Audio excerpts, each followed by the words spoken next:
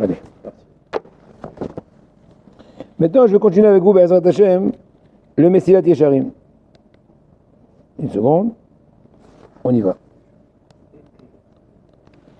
Le Mesilat Yesharim, on est dans Perek Dalet, le 4e chapitre de, en fait, comment accéder à la Zehirut, à la prudence. Mais c'est d'avoir pas de mourir au milieu de ces paroles, il dit le Mesilat Yesharim, mais c'est d'avoir pas de mourir. Qui n'est El Emet Hashem. Kadosh Baruch Hu, il cherche la vérité. Il est le roi de la vérité. V'uma she'amar Moshe Rabbeinu alav shalom. Hatzur tamim paolo. Kadosh Baruch Hu, c'est le puissant, que tout son comportement est intègre. Ki kod achav mishpat. Tous ses chemins sont rigueur. El emuna, rigueur ou justice. El emuna ben avel. Ki kevan shakadosh Baruch Hu rotze b'mishpat. Et nekaro envers à la mishpat. J'explique en un mot. Auparavant, le Mesilat Yesharim a dit que tout celui qui dit que Kadosh Baruch Hu est vatran, az yivatru ayav Hashem yishmor. Gemara Masechet Bava Kama Dafnun Amud Aleph. Tout celui qui dit que Kadosh Baruch Hu il cède, que Hashem yishmor sa vie soit cédée. À un tel point. Pourquoi? Parce que c'est marqué Kadosh Baruch Hu ma'arich apev vegavedila. Kadosh Baruch Hu est patient, mais en fin de compte, il te fait payer tous les pots cassés s'il n'a pas fait de tchouva.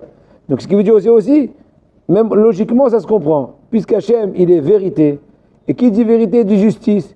Donc pourquoi tu veux qu'on te cède? Encore une fois, Chouva, ça ne s'appelle pas céder. C'est un hidouche, c'est une innovation, non? Et un hidouche, une chose que Baruch Hu a créé au-dessus de toutes les limites. Mais sans Chouva, tu peux dire, je vais m'arranger, je vais... Ken? Ama'alim et ta'aim min ha'ovak min ha'zchut. Donc c'est Kadosh Baruch Hu, il est le symbole de la justice. Et bien son jugement est pointueux dans les plus petits détails. Ben letov, ben lemutav. On a parlé de ça déjà ce matin, que des gens ils ont une mauvaise perception, ils disent que Kadosh Baruch Hu, quand il y a des grosses fautes, ça met de l'ombre sur les petites fautes. J'ai dit non baba, les petits et les grands ça revient au même. El emuna ben avel, Kadosh Baruch Hu, le roi de la croyance. Et aussi, il ne faut pas avec le tzaddik v'yasharu.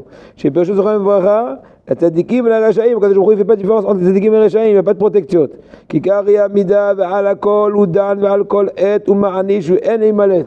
Akadosh Baruch Hu, il punit sur tas de fautes et aussi il paye bien. C'est la même chose. C'est pas parce qu'il a reçu le gros lot, parce qu'il a fait une messirut nefesh, j'ai des petites mitzvot, que tu as dit bonjour, que tu as dit un petit mitzvot télé, tu dis non, ça y est, ça passe, dis merci. Non! Chaque détail, Surtout avec les tzadikim. Hein? Surtout avec les tzadikim. Oui, donc je dis que tout est compté, il n'y a rien d'arrondi. Ve'im tomar imken midat al-amim lama yomedet. Question qui se pose. Il dit le Ramchal, question difficile. Si tu dis Kadosh Baruch Hu c'est le maître de la justice, il n'y a pas qui pique, etc. Pourquoi a été créée la midat al-hamim de la miséricorde? Pourquoi elle a été créée? C'est un peu contradictoire. C'est quoi la miséricorde? A priori, c'est quoi la miséricorde? C'est contourner un peu la loi, un peu arrondir, a priori, arrondir les angles. Donc pourquoi il y a la midat al-hamim?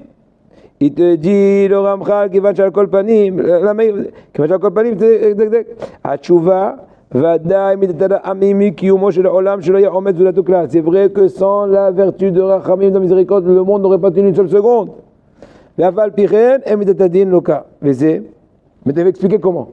Il n'y a pas de contradiction entre l'extrême justice et la miséricorde. Dans quel sens? Qu'il est fi shurat adin mama. Si on allait dans le fin fond de la justice, de la vertu, eh bien, une personne qui aurait fauté aurait dû être punie sur place, dans le degré le plus grave, la punition qui lui est due, vu son degré de faute, n'est-ce pas? Haya raoui sha'otei anash miyad. Puni sur place sans aucune, comment dirais-je, sans aucun recours. Et la punition doit être avec, comment dirais-je, courroux. On ne viendrait pas. Oh, très bien. Non, donc ce que je t'explique, si tu dis que la rigueur, c'est la rigueur, donc l'extrême rigueur c'est quoi? Si une personne doit être punie sur place, comment dirais-je, de la façon la plus extrême, comme ce qu'il le mérite. C'est pas une chose parce que toute personne qui transgresse la Torah, c'est quand même une personne qui s'est révoltée contre Akadosh Baruch Hu. Donc c'est grave. Seulement là vient la Midat Arachamim pour un peu, comment dirais-je, adoucir la punition, ou plutôt donner le temps à la personne de s'éveiller. Et ça, c'est très important. Donc on compte bien aussi le rôle d'Arkaroui. Ken? Mais je l'ai dit qu'on est clair, plus que cela. S'il n'y avait pas la Rahamim, on aurait même peut-être dû donner à la personne la possibilité de réparer sa faute. Imagine quelqu'un qui a manqué respect au roi. Est-ce que c'est réparable? C'est fichu, ça y est. C'est mort. Il dit, non, mais Hachem, la Rahamim, il est venu. Il a dit non, on va lui donner la possibilité aussi bien de ne pas appuyer sur place, et aussi bien d'amoindrir sa faute, ou même l'annuler s'il fait tchouva entre-temps. Qui n'est bémet. Maintenant, réfléchissons aux paroles extraordinaires du Ramchal. Il dit qu'on réfléchit sincèrement. Comment une personne peut réparer une faute qui a été déjà commise? Quand ce qu'on dit le passé est mort, ce qui est fait, c'est incontournable, c'est irréversible. Exemple, une personne qui a tué son ami, Shem Ishmor, n'est-ce pas? Ou bien Hashem Ishmor, et une personne qui a eu un rapport interdit. Comment il peut faire, comment dirais-je, retour, effaçage? La chose a été faite. Est-ce qu'il peut enlever de l'existence ce qui a été déjà commis? Cependant, il dit le Ramchal, voici le rôle extraordinaire de la Rahamim, de la miséricorde. C'est elle qui donne la possibilité de l'inverse de ces 3 points graves qu'on a dit maintenant. Primo, qu'on donne le temps à la personne, on ne le punit pas sur place. Okay. Deuxièmement, que la faute ne soit pas la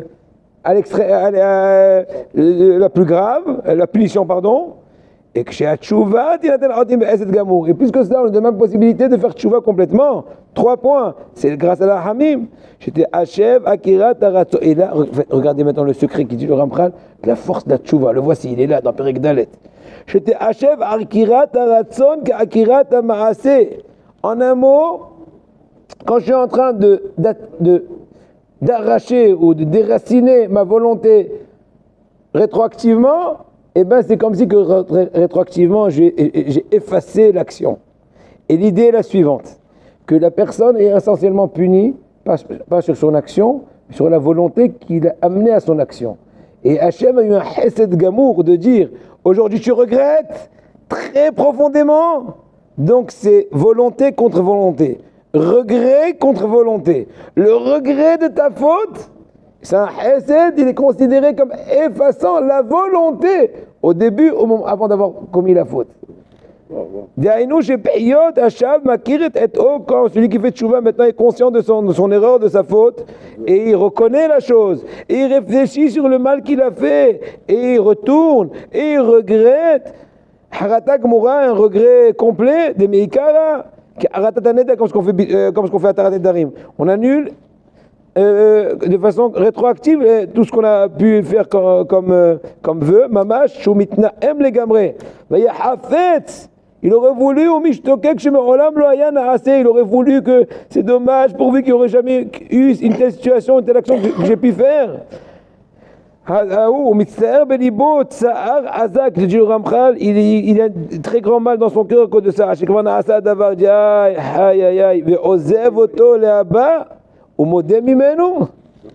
Ouais, il est Akirat Adavar. Il dit un truc extraordinaire, le Ramchal. Akirat Adavar Mirtsono, quand on déracine la chose de sa volonté, c'est considéré comme qu'on a déraciné, effacé, annulé un éder. Il est expié. Mais c'est ce que dit Yeshaya pour finir pour l'instant. Vesar amonecha ve'atcha techupar. Que ta faute va être complètement, elle va s'annuler et donc tu n'auras pas de punition. Sha'avon tsar mamash ma'metziut. La faute devient comme ce qu'elle n'a jamais été commise, comme s'il n'y a jamais eu. C'est pas lui. Il devient une nouvelle créature d'Hachem. Extraordinaire à Botaï, la force du regret. Bien sûr, c'est sûr que on n'arrive pas à cela très, très facilement, mais en tout cas, on a déjà compris un très grand sod, le sod de la Teshuvah selon le Ramchal. Donc tu peux marquer